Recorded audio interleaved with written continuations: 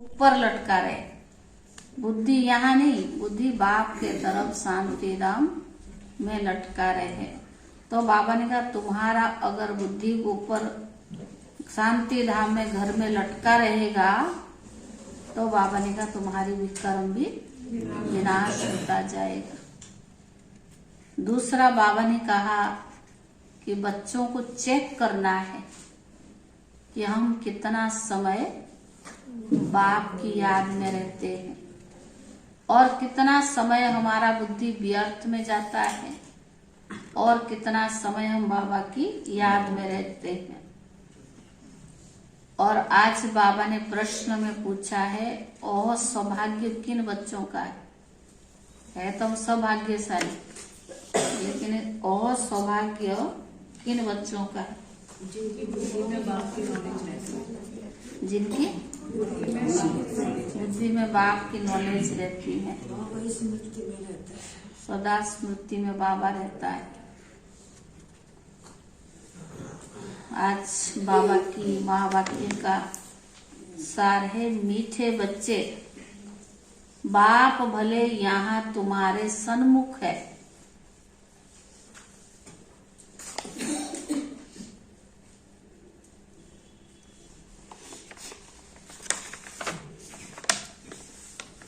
लेकिन याद तुम्हें शांति धाम घर में करना है। याद तुम्हें शांति धाम घर में करना है।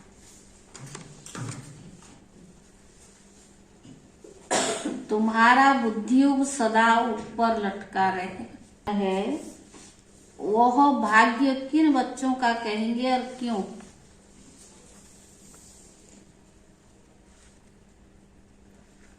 वह भाग्य किन बच्चों का कहेंगे और क्यों? जिनकी बुद्धि में हमेशा ज्ञान चलता रहता है बाप का, बुद्धि में ज्ञान चलता है, ज्ञान से ही सदगति मिलती है। फिर भक्ति भाव में तो सब भावना के भोग ही मिलते हैं बाबा, वहाँ कुछ प्राप्त नहीं होते, अल्प की प्राप्ति होती है। यहाँ उनके जन्मों के लिए बात सही है। उत्तर है जिन बच्चों की बुद्धि में बाप की नॉलेज आई है उन्हें है, उनका है ओह सौभाग्य, ओह भाग्य। उषा बहन आगे आओ, जगह बहुत बड़ी। जिन बच्चों की बुद्धि में बाप की नॉलेज आई है उनका है ओह भाग्य, क्योंकि ज्ञान मिलने से क्या होती, तुम विश्व के मालिक बन जाते हो। तुम बच्चे विश्व के मालिक बन जाओ। बाकी जब तक ज्ञान नहीं है तब तक कोई शिव बाबा पर शरीर भी होम दे, लेकिन सिर्फ अल्पकाल की होती है, अल्पकाल की होती है। जब तक ज्ञान नहीं तब तक कोई शिव बाबा पर शरीर भी होम दे, लेकिन प्राप्ति सिर्फ अल्पकाल की होती है। बाप का वर्षा नहीं मिलता,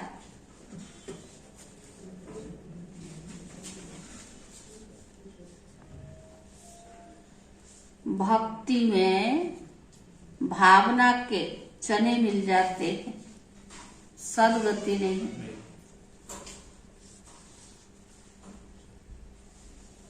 भक्ति में भावना की चने मिल जाते हैं, सदगति नहीं। ओम शांति। बच्चों की दिल में सदैव रहता है कि बाबा आकर हमको पढ़ाते हैं। यहाँ तो सन्मुख बैठे हो, बुद्धि में आता है हमारा बाबा आया हुआ है, कलप पहले माफी, फिर से हमको राजयोग सिखलाकर पवित्र बनाए साथ ले जाएगा। यह भी तुम बच्चे जानते हो, हम जितना पुरुषार्थ करेंगे उतना जाकर ऊंच पद पाएंगे। यह बुद्धि में रहता है। बच्चे जानते हैं अभी भक्ति मार्ग खत्म हुआ, भक्ति और ज्ञान दोनों इकट्ठे नहीं चलते हैं। जो भी मनुष्य पूजा आदि करते, शास्त्र आदि पढ़ते, वो कोई ज्ञान नहीं है, वो भक्ति है। बाप भी कहते मीठे बच्चे, वेद शास्त्र आदि अध्ययन करना, जप तप आदि करना, ये जो कुछ भक्ति आधा कल्प से करते आए हो उसको ज्ञान नहीं कहेंगे। ज्ञान का सागर तो एक ही बाप है। वो तुमको बिल्कुल सही रास्ता बताते कि बच्चे अब मुझे याद करो तो विक्रम विनाश हो जाएंगे। कोई भी देहधारी को याद नहीं करो। बुद्धि को ऊपर में लटका हुआ होना चाहिए। ऐसे नहीं कि बाबा यहाँ है तो बुद्धि यहाँ रहे। भले बाबा यहाँ है तो भी तुम्हारा बुद्धियोग वहाँ शांति धाम में लगाना है। ज्ञान है ही सेकंड का, भक्ति तो आधा कल्प चली है और आधा कल्प तुमको वर्षा मिलना है। भक्ति और ज्ञान दोनों इकट्ठे हो न सके। दिन रात अलग अलग है। यह है बेहद का दिन और रात। ब्रह्मा का दिन सो बीके का दिन। बच्चे जानते हैं कि हम देवता बन रहे हैं। सतियों को कहा जाता है जीवन मुक्ति धाम। यह है जीवन बंधन धाम। इस समय सब रावण के बंधन में है, यानी शोक वाटिका में है। तुमको अब पता पड़ा है शोक वाटिका किसको और अशोक वाटिका किसको कहा जाता है। भक्ति है उतरती कला का मार्ग। बाप कहते वापिस मुक्ति धाम चलना है। ऐसे कोई कह नहीं सकते मेरे बच्चे अब तुमको मुक्ति धाम चलना है, अर्थात जीवन बंधन से लिबरेट होना है। फिर पहले कौन सा धर्म जीवन मुक्ति में आना है, यह तो तुम बच्चे जानते हो। सारा खेल भारत पर ही है, बाकी बीच में बाई प्लाट है। अपना उनसे कोई कनेक्शन नहीं है। ज्ञान और भक्ति की बातें मनुष्य समझ नहीं सकते। उनका पाठ ही नहीं है ना। पाठ है ही भारतवासियों का। सतयुग आदि में देवी देवता ही थे, अब कलयुग में अनेक धर्म है। तुम्हारा यह है लिप्य योग, कल्याणकारी जन्म। यह संगम का सुहावना योग है ना। तुम जानते हो कि लौकिक बाप के भी हम है, फिर जीते जी पारलौकिक बाप की बने। लौकिक बाप के होते हुए भी जीते जी पारलौकिक बाप की बने हैं। लौकिक बाप है और पारलौकिक बाप भी हाजिरा हजूर है। लौकिक बाप भी है लेकिन पारलौकिक बाप क्या है, हाजिरा हजूर।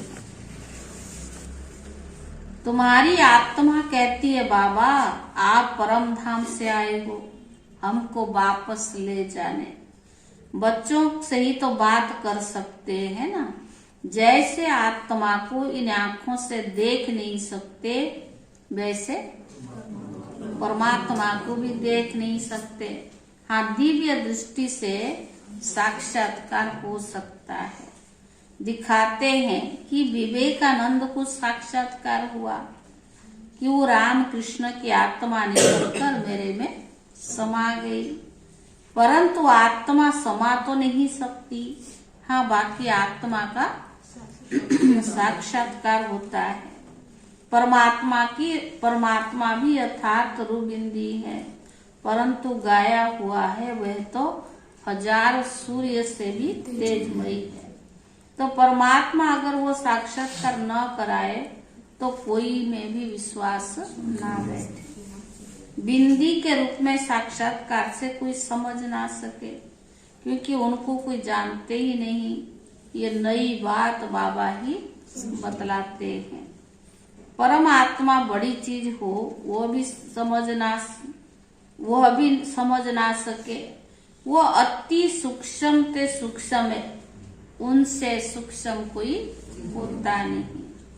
यह भी तुम बच्चों की बुद्धि में है कि हम आत्मा है, परमात्मा भी बिंदी है, उनमें सारा पाठ नूंधा हुआ है।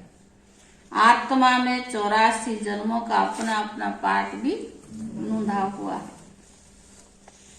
कितनी विचित्र बात है। बाप के बिगर कोई भी समझा न सके। ये बातें तुम विलायत वालों को समझाओ तो वंडर खाए और तुम्हारे ऊपर भी कुर्बान जाए। प्राचीन भारत का ज्ञान और योग तुम ही समझा सकते हो। पहले पहले यह समझाना कि आत्मा परमात्मा क्या वस्तु है। आत्मा किसको परमात्मा किसको कहेंगे ये समझाओ। आत्मा के लिए कहते वो स्टार है और परमात्मा के लिए नहीं कहेंगे कि स्टार है। दोनों कैसे समान? लोगों के तो मान्यता ही है ना। आत्मा कोई छोटी बड़ी नहीं होती है, वो तो है ही एक बिंदी जो एक शरीर छोड़ा फिर दूसरे में प्रवेश करती है। तुम बच्चे समझते हो ड्रामा में जो कुछ चलता है वो नूंद है, चक्कर फिरता रहता है। यह सब बच्चों की बुद्धि में प्रैक्टिकल में आना चाहिए। दुनिया तो इन सब बातों को जानती नहीं। सबसे तीखी दौड़ी क्या है?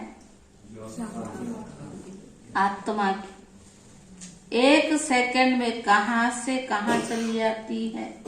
सेकंड में जीवन मुक्ति मिलती है तो सेकंड में आत्मा भी वहां पहुंच जाती है।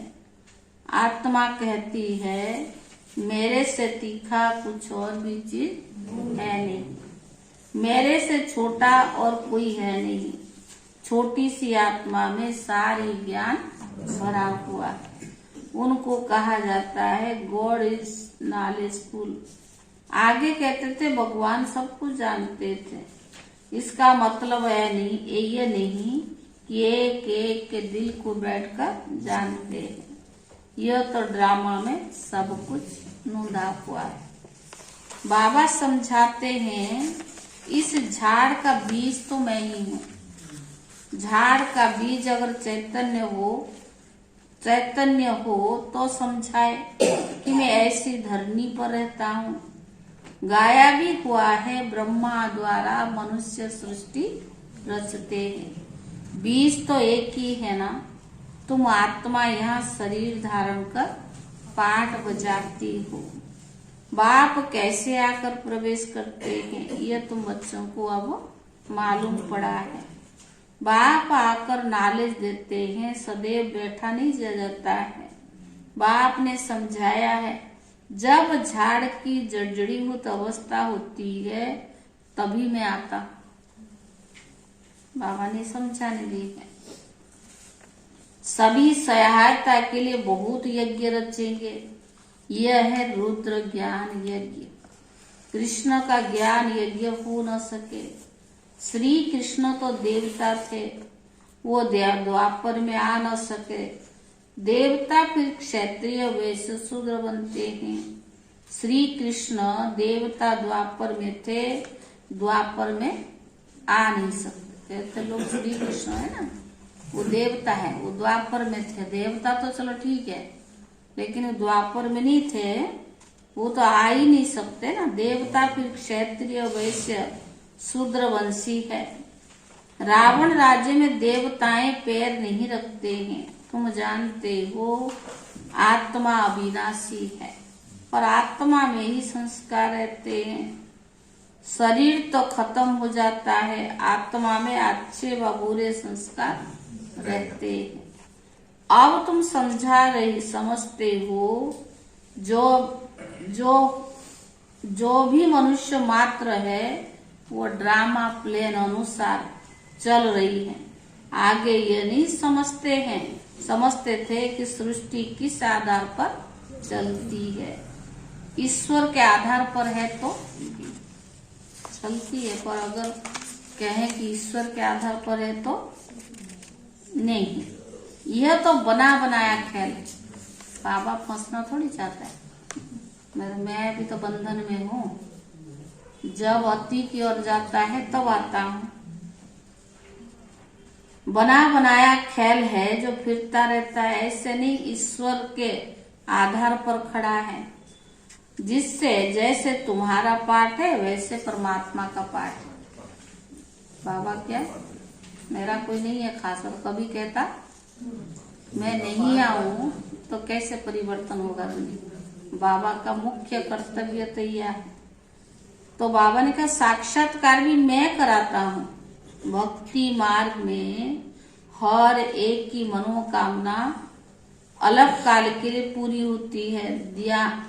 दान पुण्य आदि जो करते रहते हैं उसका फल अलग काल के लिए भी सुख मिलता है। थोड़ा सा सुख मिला, फिर ऐसा कर्म करते तो उनको भोगना भी पड़ता है। कहते भाभी, बाबा ने कहते भाभी के भोगरे, यानी चने भी अच्छा है, सिंधी शब्द है, जो काला चना बुना हुआ होता ना उसको लोग भोगरे कहते। भक्ति मार्ग में मेहनत करते मिलता नहीं, क्या है, चने। शिव बाबा पर भले शरीर भी होम देते हैं तो भी मिलते हैं भोगरे। हुआ था ना, काशी कलवट खाते थे तो पिछले पाप सारे खत्म हो जाते।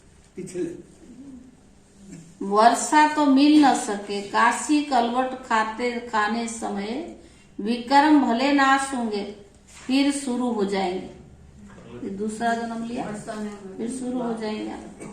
तो भावना के भोगरे है ना। ज्ञान मार्ग में तुम देखो कितना मिलता है, एकदम तुम विश्व के मालिक बन जाते हो। यह भी कोई की बुद्धि में अगर नॉलेज आ जाए तो जीवन ही बदल जाए। हाँ, वो सौभाग्य। ज्ञान से सदगति होती है, इसको कहा जाता है ये बाप के सिवाय कोई भी दे ना सके। शास्त्र कितने ढेर पढ़ते हैं, बहुत होशियार हो जाते हैं, फिर वो संस्कार भी ले जाते, शरीर छोड़ने के बाद संस्कार ले जाते। अच्छा, उनको मिलता क्या है? हाँ? इससे भेंट कर रहे हैं, ज्ञान सेवा से बड़े मान लीजिए। अभी भजन बने हुए हैं, जब भक्ति शतो प्रधान थी, हर कामना पूरी हुई उसकी। भगवान कहते हैं भगत के वश में होते हैं। भक्ति जो शतो प्रधान थी, फिर ऐसे वो पेड़ पौधे जीव जंतु को थोड़ा ना पूजा करते, वो तो देवताओं को सच्ची भावना दिल से करते थे। हाँ, वो शतो प्रधान, वो शतो प्रधान स्टेज था ना। भक्ति का भी तो स्टेजेस बदली, जैसे ज्ञान मार्ग में भी स्टेजेस बदलता। अब तो क्या है, खाली दिखावा, सो रह गया और कुछ नहीं। तो बाबा ने कहा इसको नॉलेज कहा जाता है, ये बाप के सिवाय कोई दे नहीं सकते। तो बाबा ने कहा तो भावना के भोगरे हुए ना, ज्ञान मार्ग में देखो तुमको कितना मिलता है, स्थूल और या सूक्ष्म। तो बाबा ने एकदम तुम विश्व के मालिक बन जाते हो। यह कोई की बुद्धि में अगर नॉलेज आ जाए तो वो भाग्य। ज्ञान से सदगति होती है, इसको नॉलेज कहा जाता है। ये बाप के सिवाय और कोई भी दे न सके। शास्त्र कितने ढेर पढ़ते हैं, बहुत होशियार हो जाते हैं, फिर वो संस्कार ले जाते हैं। अच्छा, उनको मिलता क्या है? भोगरे, और कुछ नहीं, नीचे गिरते ही आते हैं। भुने हुए काले चने नहीं होता मोटे वाले, उसको सिंधी में कहते हैं भोगरे। तो बाबा ने कहा समझो कोई का राजा के घर में जन्म होता है, खुशी मानते हैं, वो राजकुमार है, परंतु तुम कहेंगे उनको चने मिले। दान पुण्य किया, कोई गरीब या राजा के घर में चला जाता है तो क्या कहेंगे? चने मिल गया है। तो बाबा ने कहा खुशी में नाचते हैं, भले वो राजकुमार है, परंतु कहेंगे इनको चने मिले हैं। कहा हमको बाप विश्व का मालिक बनाए, बादशाही देते, और कहा वो भोग रहे यानी चने। कोई बहुत दान करते हैं, भले जाकर राजा के पास जन्म लिया है, तुम्हारी भेंट में क्या भोगरे। तो अब राजाई पद का पुरुषार्थ करना चाहिए। लौकिक बाबी बच्चों को देख देख बहुत खुश होते हैं ना, तो ये बेहद का माँ बाप जिससे 21 जन्म का सुख मिलता है। आज बाबा ने कहा आजकल देखो दुनिया में दुख ही बढ़ता जा रहा है। अब ये दुख धाम की अंत है। पारलौकिक बाप से बच्चों को क्या मिलता है, लौकिक से क्या मिलता है, फर्क कितना है। यहाँ कर्मों के अनुसार कोई गरीब बनता है, कोई साहूकार और कोई कैसे। या बाबा ने कहा वहाँ गरीब भी सुखी रहते हैं क्योंकि नाम है ही सुखदाम। मर्तबा कम मिलेगा ना, बाकी वही सुख शांति तो उनको भी मिलेगा। तो बाबा ने कहा नाम है ही सुखदाम, यह है दुखदाम। सन्यासी लोग कहते हैं हमने घरवार छोड़ा है, पवित्र बने हैं भारत को पवित्र रखने के लिए। गवर्नमेंट भी उनका मान रखते हैं, परंतु दुख धाम को सुख धाम बनाना यह एक बाप का ही काम है। सर्व को शांति धाम सुख धाम में ले जाते हैं क्योंकि वो है ही सारी दुनिया का प्रश्न। भारत जब श्रेष्ठाचारी था तो देवताएं थे। बाबा ऐसा माना निर्बंध देते हैं, युक्ति से लिखना चाहिए। देवताएं 84 जन्म का चक्कर लगाकर आए हैं, फिर मनुष्य से देवता बनते हैं। मनुष्य से देवता बाप ही तो बनाएंगे और कोई में भी ताकत नहीं। सन्यासियों से भारत को कुछ फायदा है, पवित्र रहते हैं। आगे तो रचना के लिए कहते थे कि बेअंत है, हम नहीं जानते हैं। पवित्र रहते हैं तो बाबा ने कहा आगे तो रचना के लिए कहते थे बेअंत हम नहीं जानते। अभी तो कह देते हम भगवान हैं। सत्यों को याद करने से विक्रम विनाश नहीं होगा। बाप के महावाक्य है, बच्चे माँ में कम याद करो तो तुम्हारे विक्रम विनाश होंगे। पतित पावन तो मैं हूँ, सारी दुनिया को आकर मैं पावन बनाता हूँ। सारे भंबरों को आग लगनी है, सारी दुनिया अज्ञान नींद में सोई हुई है। ड्रामा प्लान अनुसार सारी दुनिया नास्तिक है। बाप कहते मैं आकर सबको आस्तिक बनाता हूँ। अभी जो बिल्कुल तमो प्रधान बने हैं वो अपने को भगवान कह देते हैं। तुम तो ये सृष्टि चक्कर के राज के जान चक्रवर्ती राजा बनते हो, महावीर बनते हो। तुम तो प्रारब्ध में माला माल बनते हो, तुम्हें बहुत माल मिलते हैं। उनको क्या मिलता? बाबा ने कहा चले, तुम माया पर जीत पाते हो। स्वदर्शन चक्कर तुम ब्राह्मणों को ही कहा जाता है।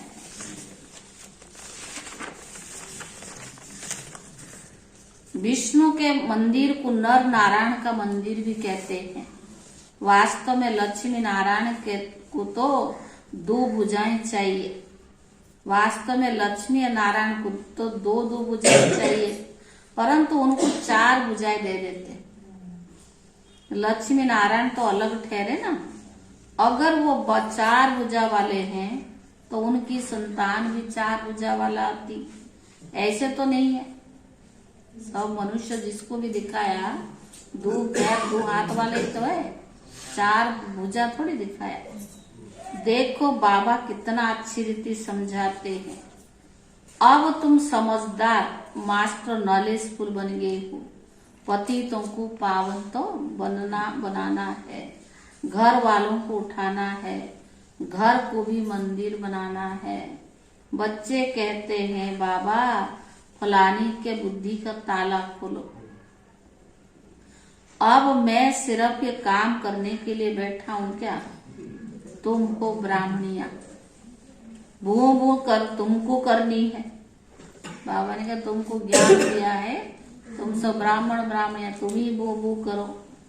ब्राह्मणों को सर्विस करनी है, पद भी तुमको पाना है।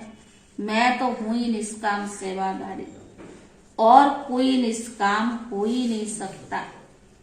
मैं तुमको स्वर्ग का मालिक बनाता हूँ, पर मैं खुद नहीं बनता हूँ। मकान भी तुम बच्चों के लिए बनाया है, मैं तो पुरानी कुटिया में बैठा हूँ। ये कौन कह रहा है? मेरे लिए पुराना मकान पुराना शरीर है।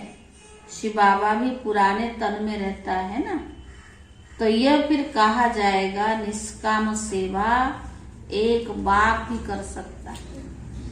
शिव बाबा के सिवाय कोई निष्काम सेवा नहीं कर सकता। तुम जानते हो बाबा से हम विश्व के मालिक बन के वर्षा लेते हैं, तो खुशी से झोली भरनी चाहिए। देखो ज्ञान कितना ऊंचा है, भक्ति में क्या क्या दान पुण्य यप तप आदि करना पड़ता है। सदगति दाता तो एक बाप है। बाबा ने आकर ज्ञान घृत डाला है। सतयुग में सबकी ज्योति जगी रहती है, परंतु वहाँ ज्ञान नहीं रहता है कि हम तमो प्रधान से सतो प्रधान बने हैं। वह है प्रारब्ध। नए सिर चक्कर शुरू होता है, यह अनादि है। सूर्य निकलता फिर जाता, ये धरती का फेरा है।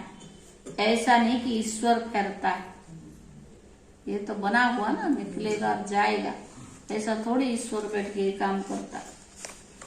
अच्छा मीठे मीठे सिकीले रे बच्चों प्रति माता पिता बाप दादा का याद प्यार। और गुड मॉर्निंग। रूहानी बाप की रूहानी बच्चों को नमस्ते। रूहानी बच्चों की तरफ से बाप दादा को याद प्यार और नमस्ते। धारणा के लिए मुख्य सार। पहला, घर घर को मंदिर बनाना है।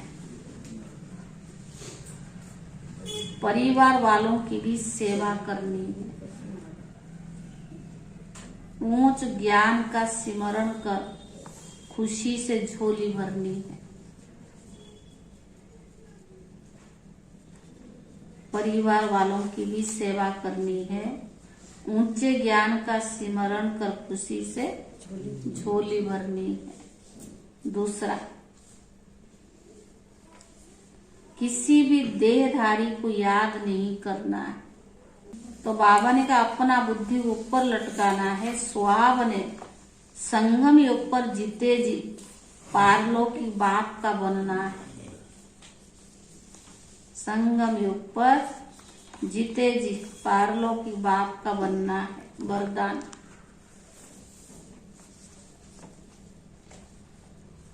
यथार्थ सेवा द्वारा सेवा का प्रत्यक्ष फल खाने वाले मन बुद्धि से सदा तंदुरुस्त भव। वरदान है यथार्थ सेवा द्वारा सेवा का प्रत्यक्ष फल खाने वाले मन बुद्धि से सदा तंदुरुस्त भव। यदि सेवा योग युक्त और यथार्थ है तो सेवा का फल खुशी। यदि सेवा योग युक्त और यथार्थ है तो सेवा का फल खुशी। अतीन्द्रिय सुख और डबल लाइट की अनुभूति। अतीन्द्रिय सुख और डबल लाइट की अनुभूति, अथवा बाप के कोई ना कोई गुण की अनुभूति। अर्थात बाप के कोई ना कोई गुण की अनुभूति प्रत्यक्ष फल के रूप में जरूर होती है।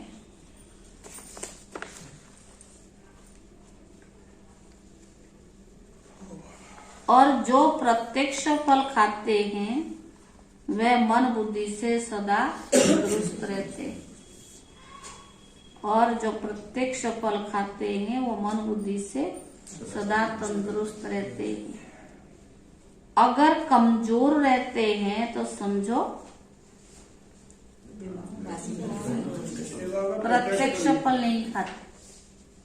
अगर कमजोर रहते हैं तो समझो ताजा प्रत्यक्ष फल नहीं खाते। प्रत्यक्ष फल सदा हेल्दी बनाता है। प्रत्यक्ष फल सदा हेल्दी बनाता है। इसीलिए आपका स्लोगन क्या है? एवर हेल्दी, एवर वेल्दी और एवर हैप्पी। किस बाबा ने कहा? प्रत्यक्ष फल से सदा हेल्दी बनना है।